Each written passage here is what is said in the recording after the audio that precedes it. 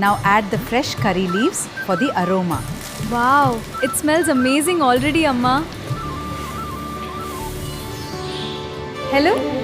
Hi, நம்ம இன்றைக்கி பார்க்க போகிறது மாங்காய் சாதம். எப்படி செய்கிறதுன்னு பார்க்கலாமா? ஒரு ஒட்டு மாங்காவை எடுத்துக்கோங்க, நல்ல தோலை சீவிட்டு துருவி எடுத்து வச்சுக்கோங்க.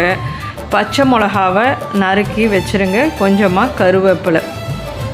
இதுக்கு இன்க்ரீடியன்ட்ஸ் பெருசாக இல்லை, இவ்வளோ தான். இப்போது கடாயில் நம்ம ஒரு 2 ஸ்பூன் நல்லெண்ணெயை ஊற்றிக்கோங்க. ஏன்னா பிசைஞ்ச சாதம் பண்ணுறது நல்லெண்ணெயில் பண்ணால் நல்லாயிருக்கும். ஊற்றினதுக்கப்புறம் எண்ணெய் நல்லா சூடாகட்டும். சூடானதுக்கப்புறமா கடுகு, உளுத்தம்பருப்பு, கடலைப்பருப்பு, காஞ்ச மிளகாவை கொஞ்சம் காரம் தூக்கலாக போட்டுக்கோங்க. அப்போ தான் புளிப்புக்கு நல்லாயிருக்கும். அதனால் போட்டுட்டு நல்லா வதக்குங்க. வதங்கினதுக்கப்புறமா துருவி வச்சுருக்க மாங்காய், நறுக்கி வச்சுருக்க பச்சை மிளகா, கருவேப்பிலை எல்லாத்தையும் சேர்த்துருங்க.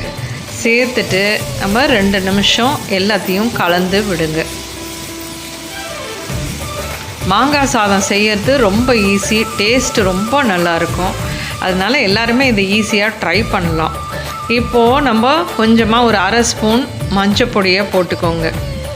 அதுக்கப்புறம் இந்த டிஷ்ஷுக்கு தேவையான அளவுக்கு உப்பை போட்டுக்கோங்க.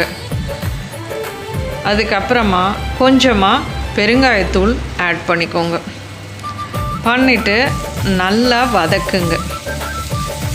நல்லா கலந்து ஒத்தாப்பில் அந்த உப்பு, மஞ்சள் பொடி எல்லாம் கலக்கணும். அந்த பச்சை வாசனை போகணும். அதனால் கொஞ்சம் நல்லா வதக்கி விடுங்க. மாங்காய் சீசன்னாலே கண்டிப்பாக மாங்காய் சாதத்தை செஞ்சு சாப்பிட்டுடணும். ஏன்னா இது ஒரு நல்லா இருக்கும், சாப்பிட்றதுக்கு ஈஸியான டிஷ்ஷும் கூட. ஸோ நீங்கள் ட்ரை பண்ணுங்கள். இப்போது மாங்காய் நல்லா வதங்கி வந்துருச்சு. இங்கே பாருங்கள், ஒட்டாமல் இந்த மாங்காயில் இருக்க ஈரத்தன்மையெல்லாம் போயிட்டு நல்லா சுருங்கி வந்துருச்சு. இதுக்கப்புறமா நம்ம வடித்து வச்சுருக்கோம் இல்லையா சாதம், நம்ம குக்கரில் வச்சாலும் சரி வடித்து கொஞ்சம் பொலன்னு சாதத்தை வடிச்சுக்கோங்க. அவ்வளோதான். அதுக்கப்புறமா அந்த சாதத்தை இதோட ஆட் பண்ணிவிடுங்க. ஆட் பண்ணிவிட்டு கலந்து விடுங்க. அடுப்பை நிறுத்திடுங்க. அந்த சூட்லேயே நம்ம இதை கலந்து விட்டுடலாம்.